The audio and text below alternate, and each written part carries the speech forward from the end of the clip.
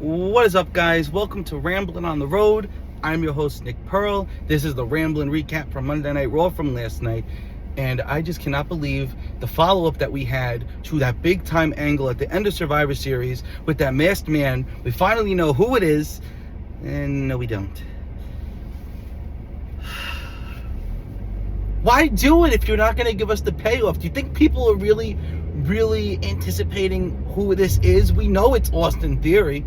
I mean, as much as you may want to speculate that it could be somebody else. No, it's Austin Theory. And I think it's great for him because I actually been thinking about this guy the last couple of weeks. Just randomly, he popped into my head and be like, damn, he's been gone for a while. A-Town down sucks. He needs something fresh. Look back to NXT when he was in the way with Johnny Gargano. He was presented as the future of the company. So please, let's let this Austin Theory come back. Give him that theme song. It was really good. Look it up. I don't know what they're waiting for. Are they waiting for Seth to get cleared? Are they waiting for the Rumble where the masked man enters the Rumble? I don't know. But I don't know why they had to end the Survivor Series like this. And then you open up Monday Night Raw. First of all, the video package didn't even have Stephanie Vaquer versus Nikki Bella in it. But that's besides the point. It happened. You started off with the Women's WARGAMES winners issuing a challenge to each other for the main event in a tag team match. So can they coexist, first of all? The weekly thing. And it ends in a disqualification, which is another weekly thing. If you don't want to put somebody over, don't book the match. I don't want to see the Kabukis running out every week and causing a DQ. I don't want to see the Vision coming out every week causing a DQ. Disqualification finishes on every single episode of Monday Night Raw need to be left in 2018, 2019. They happen every single week, multiple times. The weekly disqualification is back, and I absolutely hate it. So that's what they're doing with the women's division. I don't know really what they're doing with the women's division, but they're doing it. I guess you're trying to build the women's tags, which I don't even know who you got in there anymore. Becky and Bailey and Lyra, every once in a while are fine, and then they're not, and then they're fine. So I don't know. Bad follow-up. None of the heels were on the show. I don't even remember seeing Becky unless somebody came out when I was taking the garbage out or something. I don't know. But that's besides the point. So that's your Women's War Games follow-up. Men's War Games follow-up, where this is what everybody tuned in to see. And you got Braun Breaker challenging CM Punk for the world title at the Barclays Center in Brooklyn, right by me, guys, on January 5th, I think it is, on an episode of Raw. So I guess that month doesn't have many pay-per-views, which is good. We need a little bit of a break. I guess they might call it day one again. But this should be fun. Maybe Braun actually gets the job done. Or it sets him up to be one of the potential Royal Rumble winners. The Rumble is coming up very soon. We got 2 months till the Rumble now, which is, yes. I freaking love the Rumble. Got to get my watch along going. I'm nervous though because Peacock's taking all the shows down in 29 days. So hopefully I'm able to actually finish the watch along this year. But we're not talking about that right now. We're talking about Monday Night Raw. Other things to note: an excellent tag team match between AJ Lee and The New Day. And I'm always going to call them AJ Lee. Love the finish. Dragon Lee and AJ Styles are exactly what this tag team division needed after the titles just kind of being props on the Judgment Day multiple times. We finally have workhorse champions. They want to push Dragon Lee. They're never not going to give AJ Styles screen time if, he's got a title. So it's great. They're actively challenging other tag teams. So the Viking Raiders are next week. Give me more. We need the workhorse tag champs because you got the Workhorse United States Championship, and that is more prestigious now. So very, very good. Other thing, you have one of my the biggest note for me coming out of Monday Night Raw is this, and it's not something that happened in the ring. It's a video package that played. I thought maybe it was for Zoe Stark. The way they shot this, you just didn't know. Then you see Maxine Dupree on there. Okay, this is building up the Women's Intercontinental Championship scene. Okay, good. It's showing that Maxine's got heart. No.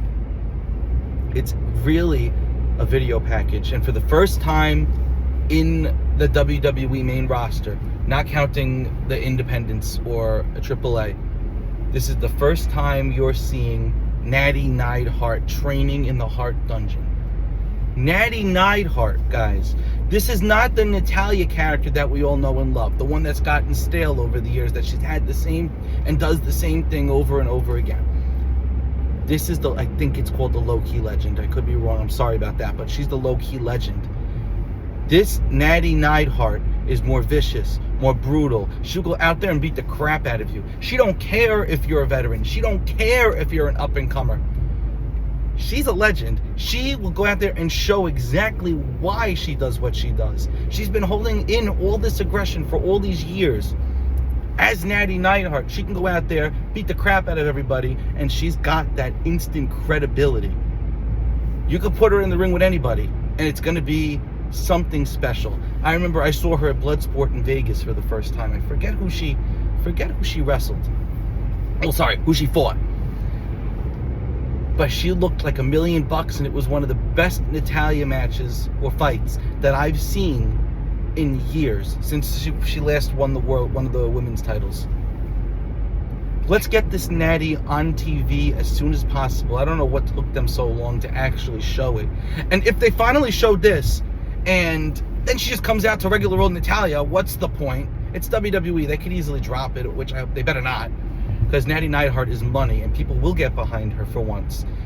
She had great things going with her and Maxine as a tag team. Then they kind of drifted away from that, so Maxine could win the title with the help of AJ Lee from Becky at MSG. Big moment for her in her career. Not everybody gets to say they won a title at MSG, but now they're bringing Nattie back. Perfect. This is just great for both of them. All parties involved. Maxine's going to look great. Nattie's going to look great. And there's even a potential there for a friendly matchup for the Intercontinental Championship where you could actually give it to Natalya. Now I'm getting excited for the future, guys. But the other things to note from Raw before we wind down here, because, you know, these are only 15-minute episodes, or else I can't post them from my phone. You have the Last Time Is Now tournament. We have the finals, and they are set. It is not what we thought. We thought it was going to be Jay versus Gunther in a rematch again. I am so glad it's not, and I was actually losing my mind. I was on the phone with Bear, my boy, during the LA Knight and Jey Uso match. And I was just not recording, didn't get a reaction, because I thought it was just a given that Jay was going to win, because LA Knight's been screwed over so many times now. It's just ridiculous at this point. It's like, is there anybody we could screw over today? Oh, LA Knight, sure. Jey Uso hits the Uso splash. LA Knight kicks at it too, somehow, some way. I start going nuts. And then the freaking roll-up thing comes, and boom, the crucifix pin. Boom! LA Knight beats Jey Uso. Jay starts crashing out. LA Knight moves to the finals. And then, of course, Gunther, who was expected, there's no way it was going to be solo in the finals. Gunther versus LA Knight is set. And I can genuinely see this going anyway. 50-50% chance. Flip the coin. Whichever match you get, this is what we want to see. We didn't want Jay. We didn't want Solo. I mean, Solo already beat Cena clean. You guys forget that because it happened. That's about it. Nothing special from it. Like 5 Samoan spikes, I think it took him to beat him. But anyway, Jey Uso crashing out. We did get a mention of the Masked Man backstage, but that's about it from there. No other follow-up. LA Knight is finally getting something. Finally. Like, Cena likes the guy.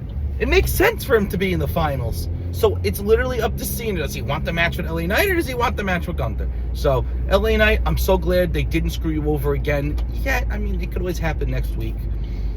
But I'm so happy that finally we got some shake-up in this tournament. Because everything else has just been kind of like looking at the last brackets, like, come on.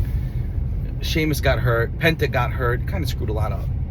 But finally, the Last Time Is Now tournament.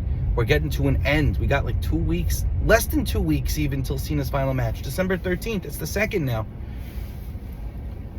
I can't believe the time is coming. It feels so weird to me to know that we're never going to see Cena wrestle again after this. 1 match to go. It's tough. But anyway, I'm just pulling into work now. That has been the Raw recap.